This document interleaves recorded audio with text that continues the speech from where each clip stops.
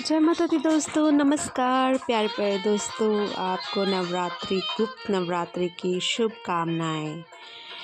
दोस्तों जय माता दी। सबसे पहले दोस्तों, बहुत लोग पूछते हैं, क्या पूछते हैं कि गुप्त नवरात्रि में माँ रानी को सबसे जल्दी कैसे प्रसन्न करें। ऐसा क्या करें कि माँ सिर्फ सुने नहीं बल्कि भीतर तक महसूस हो। तो चलिए, आज मैं आपको कोई बारीक साधना नहीं, कोई डराने वाली विधि नहीं, बस माँ से जुड़ने का सबसे सरल रास्ता बताने वाली हूँ। दोस्तों, माँ रानी को सबसे ज़्यादा क्या प्रसन्न करता है, क्या आप बता सकते हैं?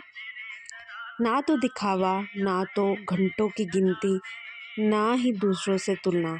माँ को चाहिए शुद्ध भाव। अगर आपका मन सच्चा है, अगर आप टूटे हुए भी हैं, माँ को याद कर रहे हैं, तो भी माँ सबसे पहले वहीं आती है। और गुप्त नवरात्रि में सबसे ज़्यादा महत्व किस चीज़ का है, क्या आप जानते हैं? गोपनीयता, शांति साधना, कम बोलना, ज़्यादा महसूस करना।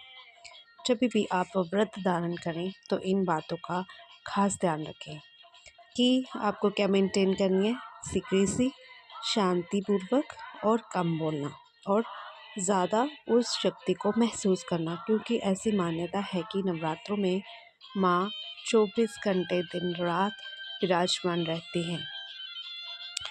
यदि आप सतर्क होंगे तो ही आप वो एनर्जी को महसूस कर पाएंगे।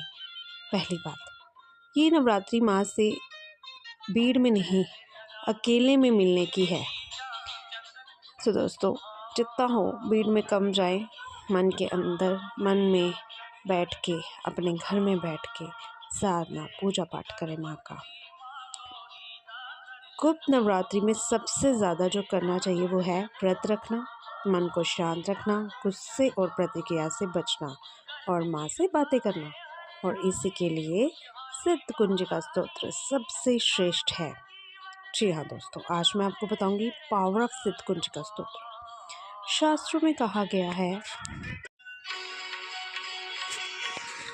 दोस्तों, मान लीजिए आप व्रत पर हैं, घर में किसी ने आपकी बात काट दी, या ऑफिस में किसी ने आपको इग्नोर कर दिया, या उसी की बात आपको चुभ गई, और आप सोचते हैं मैं व्रत पर हूँ फिर भी ये मेरे साथ ऐसा क्यों। यही असली परीक्षा है। यहीं पर आपको रुकना नहीं है दोस्तों, हमें अपने आप पे नियंत्रण रखना है। अगर व्रत के दौरान आपका गुस्सा बढ़ गया, या आप चिड़चिड़े हो गए, या आप दूसरों को दोष दे रहे हैं, तो समझ जाइए व्रत आपका नहीं लगेगा। व्रत शरीर का हो रहा है, मन का नहीं। ये एग्ज़ाम होता है मन का। व्रत का मतलब मन का एग्ज़ाम। इन दिनों में हमारा टेस्ट होता है कि हम कौन कौन से टेस्ट में पास हो रहे हैं। क्या क्रोध के टेस्ट में पास हो रहे हैं, जो हमारे अंदर विषय विकार हैं, ये उनका टेस्ट होता है। तो इधर यहाँ पर आपको गुस्सा भी आएगा, कोई इरिटेट भी करेगा, कई बार आपकी ईगो भी हर्ट होगी। बस यहीं से आपकी परीक्षा शुरू होती है।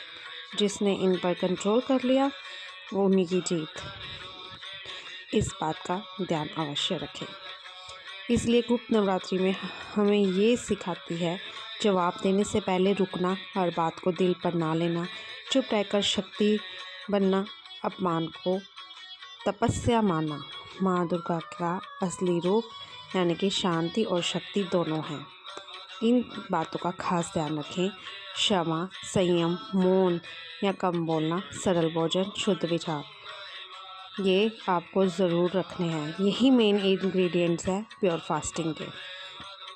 ठीक है दोस्तों, तो चलिए अब बात करते हैं आपको कौन सा पाठ करना चाहिए।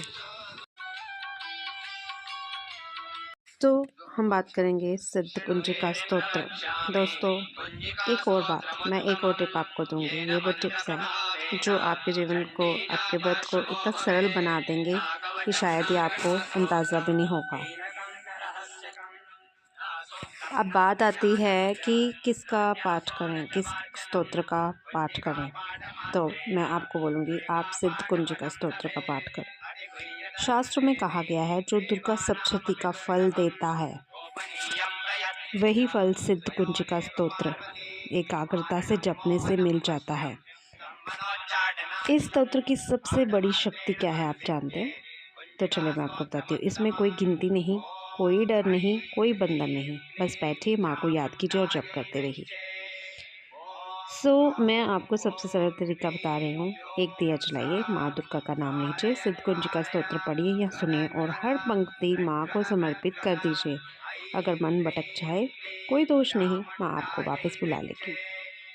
ठीक है। इस साधना से ज़रूरी नहीं कि माँ तुरंत सब कुछ दे दे, लेकिन ये निश्चित है मन हल्का हो जाएगा, डर कम होगा, धैर्य बढ़ेगा, रास्ते खुलेंगे और खुलने लगेंगे। यही माँ की असली कृपा होती है। और वैसे भी ये डिवाइन ग्रेस पाने के लिए हमें कोई बिजनेस डील नहीं करनी है कि हम आपका इसलिए पाठ करेंगे। हम माँ को रिझाने के लिए पाठ करते हैं, ना कि मांगने के लिए। यदि आप कुछ मांग रहे हैं तो बहुत सोच समझ के मांगिए, क्योंकि भगवान एक ही कार्य उनका होता है, तथास्तु। उन्होंने हाथ ऐसे क्यों रखा होता है? कभी आपने देखा उनका हाथ पीछे की तरफ होता है? उनका हमेशा आगे की तरफ होता है। जो हम विश मांगते हैं वो पूरी करते हैं। सोच समझ के करिए, क्योंकि यदि गलत मांग ली वापस नहीं होगी। रोने से पहले अच्छा है सोच समझ के कुछ आप उनके आगे रखें, जो कि भगवान आपको दे सके। इस गुप्त नवरात्रि गिनती छोड़िए, डर छोड़िए और माँ से बात करना शुरू कीजिए दोस्तों। पहले उस एनर्जी को अनुभव कीजिए, जो कि बहुत ज़रूरी है। फिर उनसे मांगना शुरू करिए। पहले कनेक्टिविटी, एक रास्ता बनाएं, दिल से जुड़ें। और मेरे हिसाब से मैंने यही माना है कि अगर हम काउंटिंग में पड़ गए, 40 कर लिया, 120 कर लिया, 1 लाख कर लिया, तो फिर हम कभी नहीं कर सकते। क्योंकि ना ही हम वो सतयुगी संत हैं, ना ही हम ज्ञानी मानी हैं। हम गृहस्थी में रहने वाले हैं। कभी हमारे पास समय होता है, कभी नहीं भी होता। तो काउंटिंग में ना पड़े, बस मन से ध्यान जो है आपका सबसे main ingredient is the attention. आपकी अटेंशन जो है वो भगवती के चरणों में, उनकी तरफ। जैसे एक माँ का बच्चा विदेश जाता है, माँ घर पे होती है, बच्चा विदेश में होता है। बच्चे को माँ काम करते करते याद करती है। वो ये नहीं सोचती कि मैं 10 लाख बार उसको बुलाऊंगी तो ही वो मिलेगा। No, it's unlimited, it's infinite love. तो इसी प्रकार से हमारा भी प्यार इनफाइनाइट होगा। जिस दिन उसी दिन सामने प्रत्यक्ष हो जाएगा, आपके सामने सब कुछ आ जाएगा। किसी की कोई मंत्र पूजा उपासना की ज़रूरत ही नहीं रहेगी। उस हद तक का अपने आप को बनाइए, इस तरह से रिझाइए माँ को कि माँ को विवश होकर आपको भी ध्यानु भक्त की तरह, जैसे उन्होंने उनको दर्शन दिए थे, आपको भी दर्शन देने आ जाएंगी महारानी। वो उनका दिल बहुत बड़ा है, हम उनके बच्चे हैं, गलतियाँ तो वो माफ़ करेंगी करेंगी। तो यदि आपसे जीवन में कोई गलती हो गई हो, जाने अनजाने में, क्षमा मांगिए, मगर अपनी भगवती के प्रति प्यार और भक्ति में अड़चन ना आने दें। प्रयास करते रहें। तो दोस्तों, यदि आपको ये बात अच्छी लगी हो, इसे लाइक, शेयर और सब्सक्राइब करना ना भूलें। फिर मिलूंगी नई सोच, नई कथा कहानी के साथ। तब तक के लिए धन्यवाद। और उम्मीद करती हूँ महामाई जगत जननी आप सब की जो एक वैलिड विशेस हैं वो पूरी अवश्य करें। माँ कृपा करें, कृपा करें, कृपा करें। धन्यवाद।